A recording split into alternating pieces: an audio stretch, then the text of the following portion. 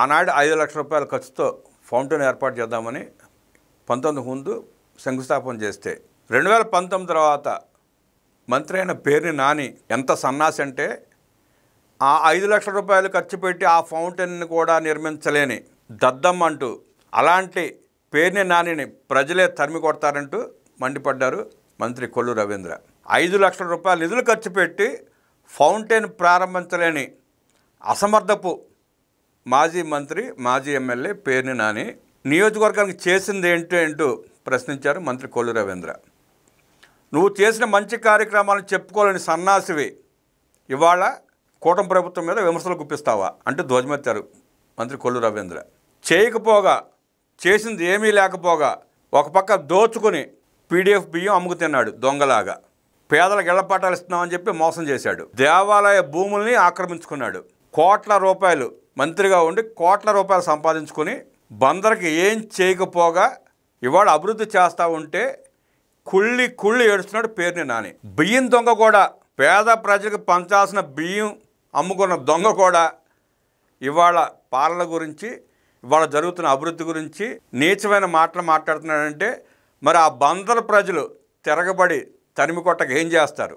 పాలన చేతకాని సన్నాసులు, ప్రజల ఆస్తులను లూటీ చేసిన వెధవలు వాళ్ళ నోటికొచ్చినట్టు మాట్లాడతామంటే ఊరుకునే స్థితిలో ప్రజలు లేరు.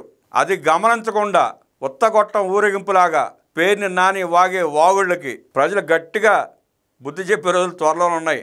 5 ఏళ్ల పాలనలో చెప్పుకునేందుకు ఒక్క మంచి పని కూడా లేని వైసీపీ నేతలు నేడు వ్యక్తిగత విమర్శలకు దిగుతున్నారని మంత్రి కొల్లు రవీంద్ర ఆగ్రహం వ్యక్తం చేశారు. అన్నీ ఉన్న విస్తరాకు అణిగిమణిగే ఉంటుంది, ఏమీ లేని విస్తరాకు ఎగిరెగిరి పడతా ఉంటుంది. మంత్రి కొల్లు రవీంద్ర సాధు స్వభావుడు, మంచి మనిషి. పోనీలే గజ్జికొక్కలు మురుగుతూ ఉంటాయి, వాక్కుంటే వాక్కునలేని ఆయన దాన్ని నేను వెళ్ళిపోతూ ఉంటే ఆయన ఊహించుకుంటున్నట్టుగానే గజ్జికొక్కలు మురుగుతూ ఉన్నాయి. గత ప్రభుత్వ హయాంలో జరిగిన తప్పులను ప్రశ్నించే వారిపై వ్యక్తిగత విమర్శలకు దిగితే ప్రజలు తరిమి కొడతారని వైసీపీ నేత పేర్ని నానిని మంత్రి కొల్లు రవీంద్ర హెచ్చరించారు.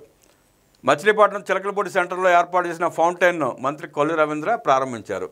అనంతరం మీడియాతో మాట్లాడుతూ మచిలీపట్నం సుందరీకరణ పనులకు 2014-19 మధ్య కాలంలోనే శంకుస్థాపన చేశామని చెప్పారు. కొన్ని సెంటర్లలో మన సంస్కృతి సంప్రదాయాలు ఉట్టిపడేలా ఏర్పాట్లు చేశాం. చిలకలపూడి వద్ద డ్రైనేజీ ఆధునీకరణ పనులు చేపట్టాం. 5 లక్షల రూపాయల వ్యయంతో వాటర్ ఫౌంటైన్ కూడా ఏర్పాటు చేశాం. తర్వాత ప్రభుత్వం మారడంతో పనులను గాలికి వదిలేశారు. కూటమి ప్రభుత్వం వచ్చాక తిరిగి పనులు పూర్తి చేసి ప్రారంభించడం సంతోషంగా ఉంది. ఇదే స్ఫూర్తితో మచిలీపట్నం అభివృద్ధికి కార్యాచరణ రూపొందిస్తున్నాం. జిల్లా పరిషత్ వద్ద ఉన్న చెరువు ఆధునీకరణకు 2,90,00,000 రూపాయలతో పనులు చేపట్టబోతున్నాం. చెరువు చుట్టూ వాకింగ్ ట్రాక్, వాటర్ ఫౌంటైన్, పచ్చదనం ఏర్పాటు చేయబోతున్నాం. గత ప్రభుత్వ నిర్లక్ష్యం కారణంగా అమృత్ పథకం ద్వారా రావాల్సిన 100 కోట్ల రూపాయల నిధులు మురిగిపోయాయి. కేంద్రం నిధుల్ని వినియోగించుకోవడం చేతకాని వాళ్ళు వ్యక్తిగత విమర్శలు చేయడం అత్యంత హేయమని మండిపడ్డారు. సరే, రాష్ట్రానికి 10 లక్షల కోట్లు 12 లక్షల కోట్లు అప్పులు తెచ్చారు, మింగేశారు. మున్సిపాలిటీ నిధుల్ని మింగేశారు. పేదలకు పంచాల్సిన బియ్యాన్ని దొంగతనంగా అమ్మేసుకున్నారు. దొరికిన కాడి దోచుకున్నారు. కనీసం కేంద్ర ప్రభుత్వం ఇచ్చే నిధుల్ని కూడా తీసుకొచ్చి పనులు చేయలేని అసమర్థపు సన్నాసులు, అసమర్థ వెధవలు ఇవాళ మాట్లాడటం విచిత్రంగా ఉంది కదా. కేంద్ర నిధులను కూడా వాడుకోలేని ఈ సన్నాసులు అందరూ ఇవాళ మైకుల ముందుకు వచ్చి మాట్లాడుతూ ఉంటే వాళ్ళని ఎలా దండించాలో ప్రజలు నిర్ణయించాలి. ఆ ఎదవలకి సన్నాసులకి ఎన్నిసార్లు బుద్ధి చెప్పినా బుద్ధి రాదు, వాళ్ళు మారరు. రాష్ట్రానికి పట్టిన సైతాన్లు వాళ్ళు. ఆ సైతాన్ని వదిలించాల్సిన బాధ్యత కూడా ప్రజల మీద ఉంది. స్పష్టమైన తీర్పిచ్చి కూటమి ప్రభుత్వానికి ఎంత అధికారం అప్పచెప్పినా ఈ సన్నాసుల్ని కట్టడి చేయాల్సిన అవసరం కూడా ప్రజలకు ఉంది. అభివృద్ధి చెందుతున్న రాష్ట్రాన్ని తమ విషపు మాటలతో అలరి చేసే ప్రయత్నం చేస్తున్న ఇలాంటి దౌర్భాగ్యుల్ని తరిమి కొట్టాల్సిన బాధ్యత కూడా ప్రజల మీదే ఉంటుంది. ప్రజలకు మంచి చేయకపోగా ప్రశ్నించే వారిపై వ్యక్తిగత విమర్శలు సిగ్గుచేటన్నారు. ప్రజలకు మేము ఇది చేశామని చెప్పుకోలేక వైసీపీ నేతలు వ్యక్తిగత విమర్శలకు దిగుతున్నారు. 5 ఏళ్లలో ఏం చేశారో చెప్పగలరా? ప్రజలు చిత్తుగా ఓడించినా బరి తెగించి వాగుతున్నారని మంత్రి రవీంద్ర మండిపడ్డారు. సీఎం చంద్రబాబు, నందమూరి బాలకృష్ణ, మెగాస్టార్ చిరంజీవి గురించి మాట్లాడే అర్హత పేర్ని నానికి లేదని హెచ్చరించారు. సినిమా ప్రముఖుల్ని గుమ్మం వద్దనే నిలబెట్టి అవమానించిన వాళ్ళు ఇప్పుడు ఉద్ధరణ చేశామని మాట్లాడుతున్నారు. జగనటి సినిమా టిక్కెట్ల విషయంలో తాడేపల్లి పిలిపించి చిరంజీవి సహా సినీ పెద్దలను అవమానించడం వాస్తవం కాదా? సినిమా ఇండస్ట్రీ మొత్తాన్ని వేధించి నేడు నీతులు మాట్లాడుతున్నారు. అధికారం ఉందని నాడు అడ్డగోలుగా వ్యవహరించారు. సినిమా పరిశ్రమను నిలబెట్టాలనే లక్ష్యంతో కూటమి ప్రభుత్వం పనిచేస్తోంది. కులాలు మతాల మధ్య చిచ్చు పెట్టాలనుకుంటే ప్రజలు చూస్తూ ఊరుకోరు. అభిమానులు సమావేశం పెట్టుకుంటే వారించిన పెద్ద మనసు చిరంజీవిది.